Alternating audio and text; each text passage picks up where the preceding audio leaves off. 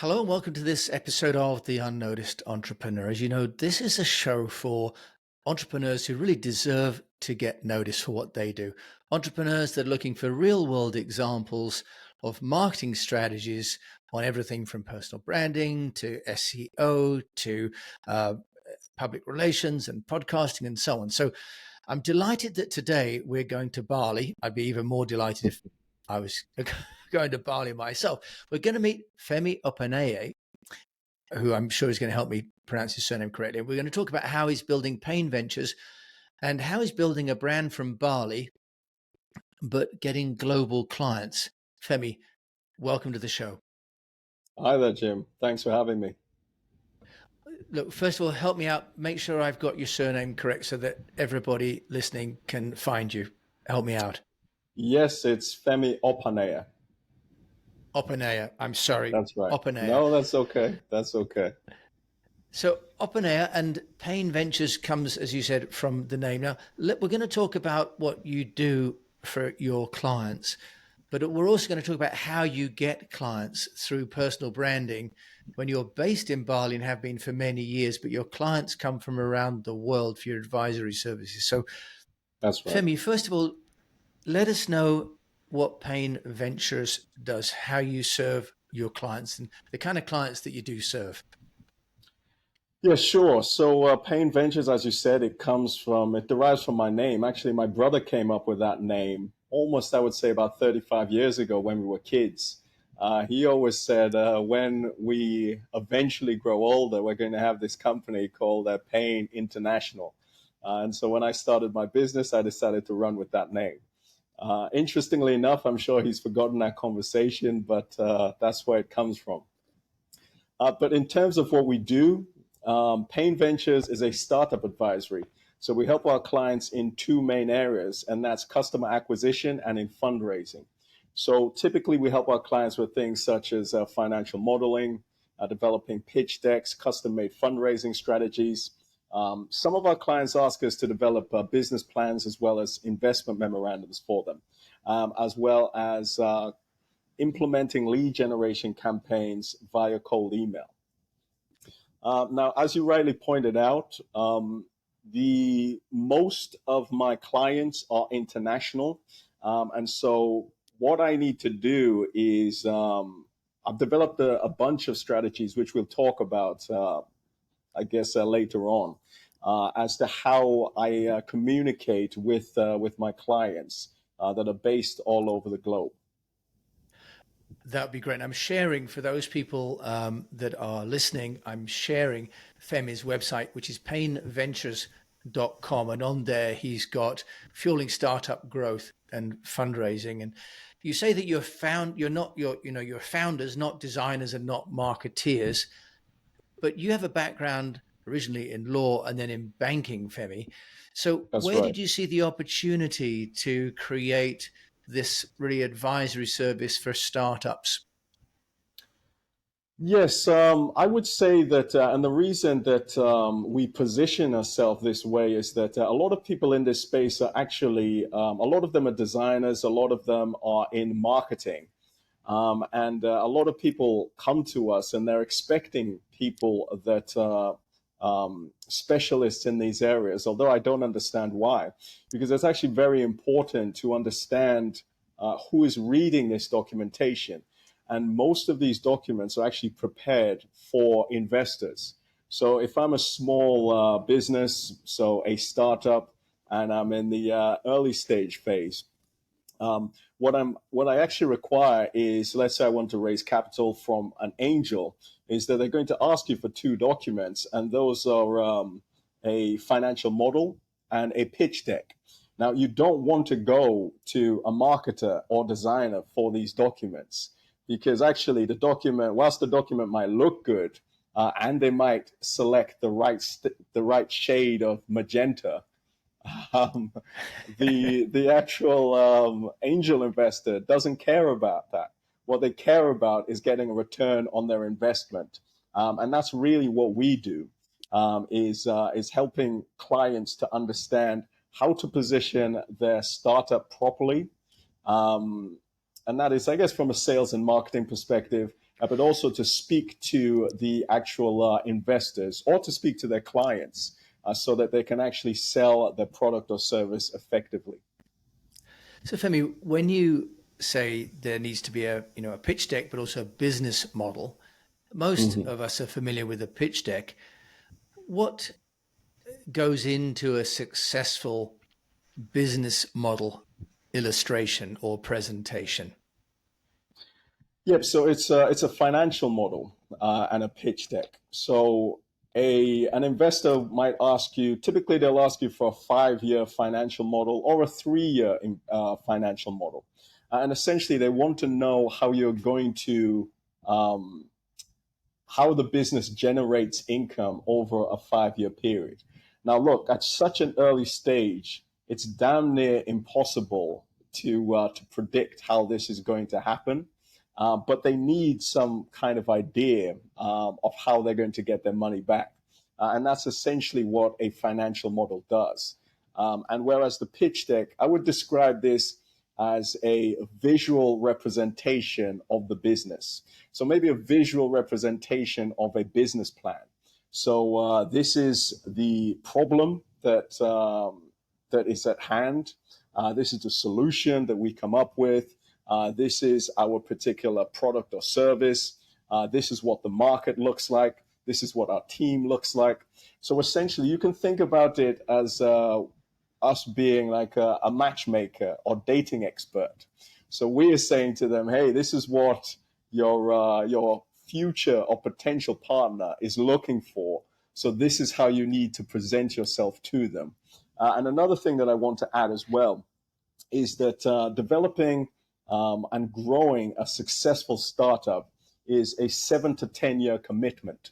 And you can be in a 7 to 10 year relationship with that investor.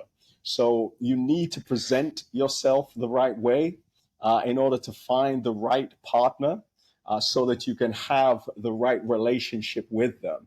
And that's essentially what we are. We are dating experts, if you want to call it that. Well, Femi, that's one. Well, dating experts, but I mean, 7 to 10 years is a long time. In your Mhm. experience, why do most startup businesses fail then, Femi? Because if you've built the business model, you've done the illustrations, in your experience with Pane Ventures, why are most startups failing? Well, there are a multitude of different reasons, but I think a lot of people set unrealistic expectations. Now, when I wrote the book, Meet Active and Verified Investors, one thing that I wanted to stress, and one thing that I do stress to my clients, is that being a startup, being a founder, can be very difficult. It can be very grueling. And this is something that needs to be kept in mind when you're doing this. So a lot of people, for example, I guess it's the old adage that people say that, when you'd ask people back in the day, okay, well, what is your idea? People would say, oh, I can't tell you that. You might steal it from me. But actually, in order to develop and grow a successful business, you need to put your idea out there. You need to speak to your potential customers, for example, and say, hey, is this something that you will spend money on? So that's very, very important. You need to test the market. Because actually, a very difficult thing to do, which a lot of people in the corporate world don't understand, is it's actually very difficult to get someone to trust you to part with their money, right? I mean, look, I worked in the corporate world for, I guess, almost about 15 years, and I would get to work, sit in front of my computer, and I would work, and at the end of the month, I was paid a salary. Now, as an entrepreneur, it's not that simple. You could just getting to work and sitting in front of your laptop will not. I mean, you could do that. I mean, you could do double the amount of hours and not get paid anything at the end of the month. So one thing that I think is very important is setting realistic goals, making sure you stick to those, putting a plan in place, and also making sure that you're hitting certain KPIs. Now, myself, for example, some of the things that I do to make sure I hit my KPIs is I write them on the wall. So I'll have them on my mirror. And in fact, this is a tip that I offer to people. Write your KPIs on your mirror so that every morning when you go to brush your teeth, you see them. So you know which targets you need to hit, which metrics you need to hit in order to get another client. I also have them on my door, for example. So if I'm going out, I see them. I have reminders on my phones for these KPIs. And I think it's very important to be realistic about how you grow your business, develop your team, and bring people into this system so that you can have a successful business. Femi Opaneye. Have I pronounced your surname correctly this time? Opaneye. It's Opaneye. okay. I'm going to get it right. Femi Opaneye. There we go. That's right. Everyone's going to remember it now because no, but Femi, I don't know whether I could put post-it notes all over my mirror. My wife might get upset as she sees my KPIs in the mirror. You've been building Pane Ventures not in the UK but in Bali, That's and right. servicing clients from around the world, looking at the amazing testimonials you've got. Let's just talk about you as an entrepreneur now. Mm-hmm. How are you getting noticed? Because you've got this new venture, you're in Asia. So how are you getting clients? Yeah, so I mean, look, I'm single, so it's easy for me to put all of these post-it notes up. There's no one to complain. I mean, people come to my apartment, they think, okay, he's weird, but It may be why you're it still is single. I don't know whether I should break that to you, but any woman's like, it, oh, okay. it may be. Thanks for the tip. That one's for free. That's on the house. I appreciate it. So, in terms of the way that I have been building my business, so what I would say first of all is that I've been an entrepreneur since 2014 September, and so I first started off as an entrepreneur in Hong Kong, where I was for about 7 years. But I was an entrepreneur there for 3 years. I then spent the next 3 years in London, and then I spent about 3 years in Bali as well. So that's Hong Kong, London, and Bali that I've been working on as an entrepreneur. And all of my clients have typically been international clients. Now, at the moment, the visa that I have means that I need to, even though I'm based here, I have to work online. So it's incumbent on me to work that much harder to get my clients. Now, the reason I say that is that it's easy to build rapport, it's easy to build trust when you can meet someone physically in person, right? I mean, you can shake their hand, you can get a feel for who they are. People talk about a vibration, so a vibe. Okay, I get a good vibe from this person. It's a lot more difficult to do that when you don't meet people. And so there's a number of strategies that I've had to adopt. Now, I mean, I'm 43, right? So I didn't grow up in the era of uh, TikTok and IG and all of these other forms of social media. But I've had to start adopting them and learning about these strategies so that I can use them to develop my client base. So one of the things that I started as well is my YouTube channel. Now, actually, I enjoy using YouTube, and the reason I love YouTube is that you can be creative on the platform, right? So I can showcase my personality, but I can also talk about serious topics on the platform. Now, I have to say, in starting some of this, I have ventured into the realm of clickbait, but utilizing these strategies, it allows my creativity to come through because that's one thing that I wasn't afforded in the corporate world. I wasn't able to be creative, but I'm able to be more creative on YouTube, on these forms of social media. I'm also creating. It's also free content that I'm giving out to my clients, educational material. I've also developed a book, an ebook, which we talked about earlier. So this is another asset. And the reason I call them assets is that this is something that Daniel Priestley talks about. So he talks about creating 24 different assets, which is a lot. But these are my different assets. Another thing is also being on these on podcasts and being published in business publications. Femi, I notice, for example, with your YouTube, that it Mm. doesn't look corporate, doesn't look ex No, HSBC, ex lawyer. no.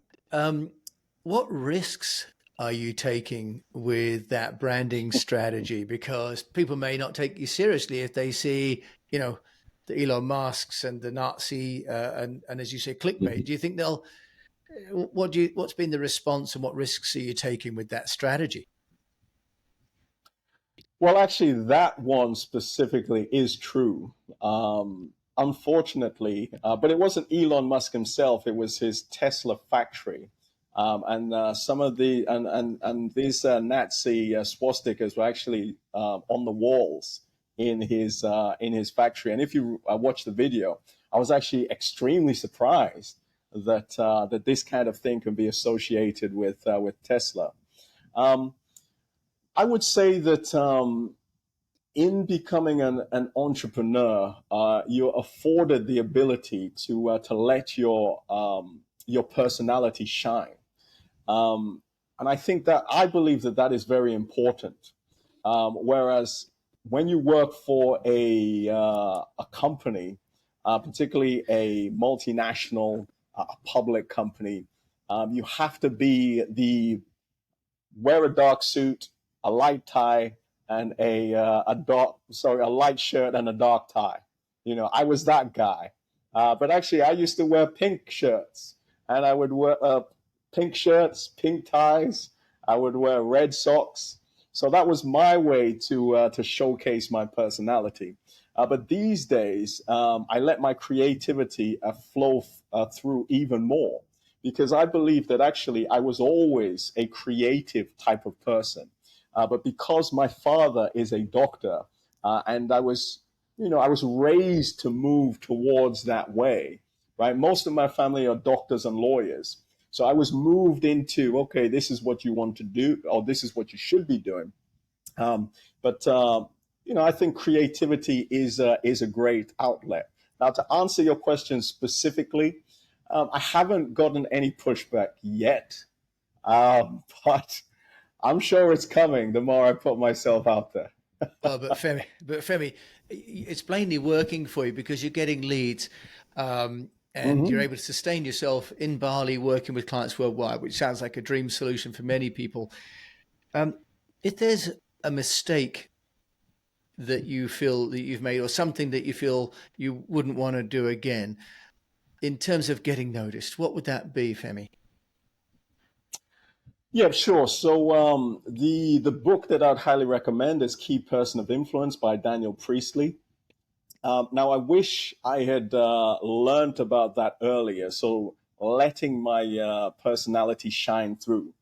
Because one of the mistakes that I made was, okay, look, I'm going to be this corporate person because I've been trained to be that way. That's all I know. And being trained as a lawyer in the UK, it is an extremely conservative. I mean, it's changed a lot now, but it's a very conservative profession.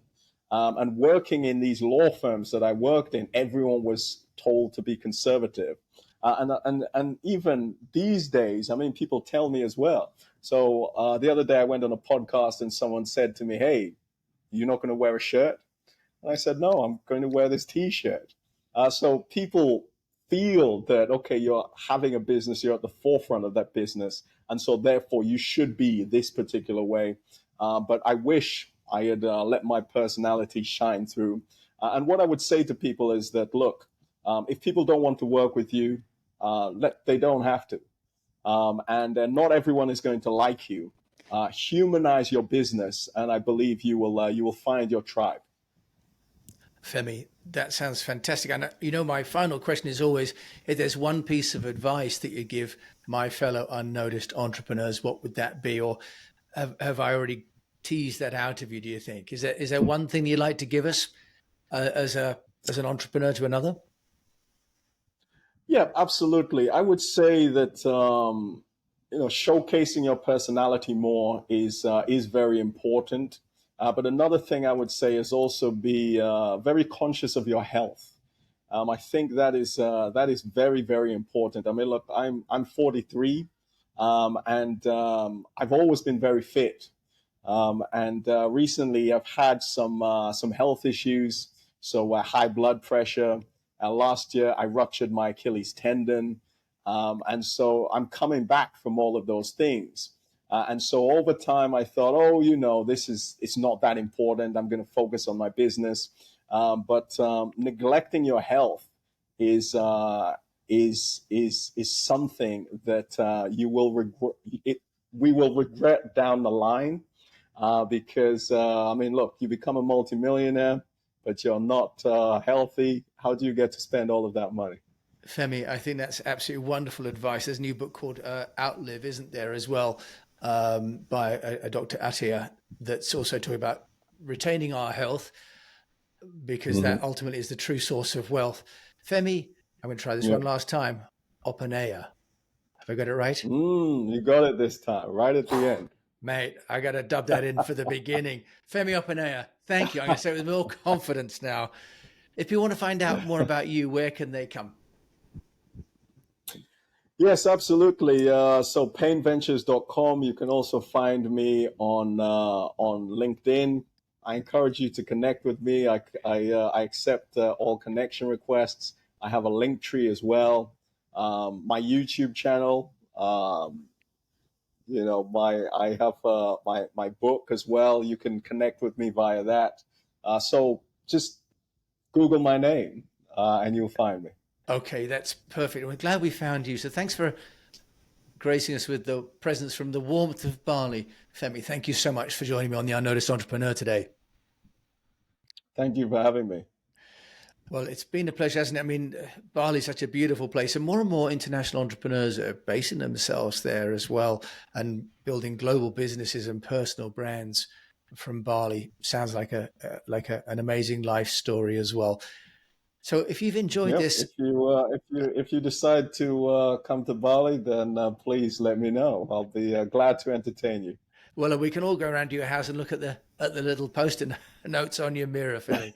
Absolutely. I mean, I'm sure a woman will have snapped you up well before we get there.